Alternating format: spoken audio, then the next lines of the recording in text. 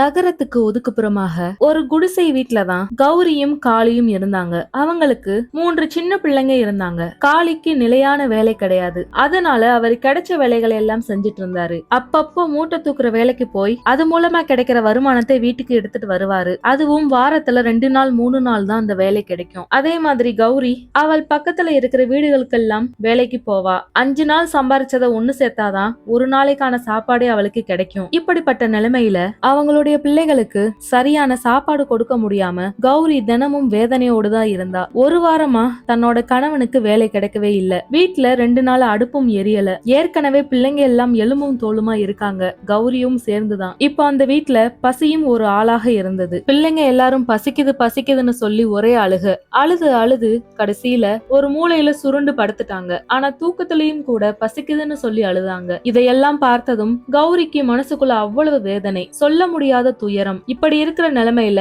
தன்னோட கணவன் காளிய கூப்பிட்டு, எப்படியாச்சும் இன்னைக்கு ஒரு நாளைக்கு எங்கேயாவது சாப்பாட்டுக்கு வழி பாத்துருங்க, குழந்தைங்க பசியில கண்ணு சொருகி போயிட்டாங்க, எனக்கே பசியில வயிறு பத்திக்கிட்டு எரியுது, எப்படியாச்சும் ஒரு பிடி சோறு வாங்க வழி பண்ணுங்க, இன்னைக்கு ஒரு நாள் சமாளிச்சுட்டா போதும்னு சொல்லி அவள் பயங்கரமாக அழுதாள். காளிக்கு என்ன செய்யன்னு தெரியல. தன்னோட பிள்ளைங்களுடைய அழுகுரல் அவரோட இதயத்தை ஊசியால குத்தியது. பக்கத்துல யார்கிட்டயும் கடன் கேட்க முடியல, யாரும் தரவும் மாட்டாங்க. என்ன செய்யன்னு யோசிச்சபடியே அவர் இருந்தாரு. அப்போ கௌரியுடைய தாலி ஒண்ணு 2 உடைஞ்சு போய் இருந்துச்சு. அதை அவங்க பத்திரமா சாமி போட்டோவுக்கு பின்னாடி வச்சிருந்தாங்க. அது அவருடைய ஞாபகத்துக்கு வந்துச்சு. வேகமாக கௌரிக்கு தெரியாம அதை எடுத்துக்கிட்டு, கொஞ்ச நேரத்துல நான் அரிசியோட வந்துடுறேன் அப்படி சொல்லிட்டு அவரு வேகமா அங்கிருந்து நேர அடகு கடைக்கு தான் போனாரு. பொண்டாட்டிக்கு தெரியாம அதை அடகு வச்சுட்டு அங்கிருந்து நடந்து வந்தாரு. கையில இருக்கிற காசை வச்சு அவர் ஒரு மூட்டை அரிசி வாங்கல. அதுக்கு பதிலா ஒரு கவர்ல கொஞ்சம் அவள் மட்டும் வாங்கிக்கிட்டாரு. அவரு நினைச்சிருந்தா ஒரு பெரிய அரிசி மூட்டைய வாங்கி 2 மாசத்துக்கு அதை வச்சு ஓட்டி இருக்கலாம். ஆனா அவர் அதை செய்யாம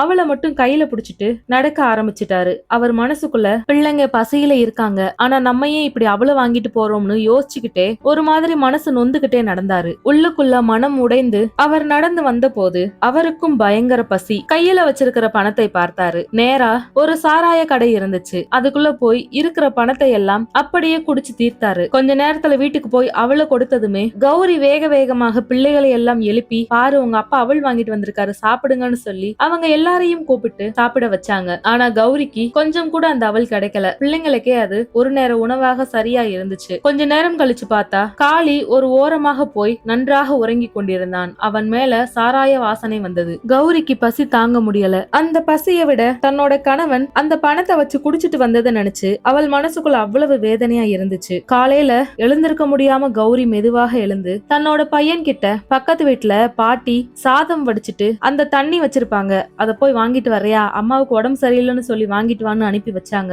அந்த பையனும் வேகமாக ஓடி போய் பாட்டி கிட்ட இருந்து அந்த வடிச்ச கஞ்சியை வாங்கிக்கிட்டு வேகமாக ஓடி வந்தான். அந்த நேரத்துல காளியும் கண் முழிச்சு பார்க்க, கௌரியும் பசியாலையும் மன துயரத்தாலையும் தன்னோட பிள்ளைங்க கண்ணு முன்னாடியே இறந்து போயிட்டா. அதுக்கு பசி மட்டும் காரணம் இல்லை. தன்னோட ஒருவேளை மகிழ்ச்சிக்காக அந்த மீதி பணத்தையும் காளி செலவழித்ததால் அந்த பசி இன்னும் நீடித்தது. அந்த பசியும் கணவனால் ஏற்பட்ட ஏமாற்றமும் சேர்ந்து கௌரியுடைய உயிரை பறிச்சிடுச்சு. பசியும் அவருடைய குடிப்பழக்கமும் சேர்ந்து கௌரியுடைய உயிரை இப்போ எடுத்துருச்சு அப்படிங்கறதுதான் உண்மை. இப்போ அந்த உண்மை தெரிஞ்சதுமே அவர் இன்னும் குற்ற உணர்வுக்கு ஆளானார். அந்த நாள் முதல் அவருடைய வாழ்நாள் முழுவதுமே பசியும் சோகமும் குற்ற உணர்ச்சியும் தான் நிறைஞ்சிருந்துச்சு. கௌரிக்கு பசி மட்டுமே இருந்துருச்சுன்னா கூட அவங்களுடைய உயிர் போயிருக்குமா என்னன்னு தெரியல. தன் கணவனுடைய எண்ணமும் அவருடைய பழக்க வழக்கமும் அவங்களுடைய உச்சக்கட்ட துயரத்துக்கு காரணமா இருந்துச்சு. அதுதான் இப்ப அவங்களுடைய உயிரை எடுத்துச்சு. இது எல்லாமே ஒரு கைப்பிடி சோற்றுக்காகத்தான்.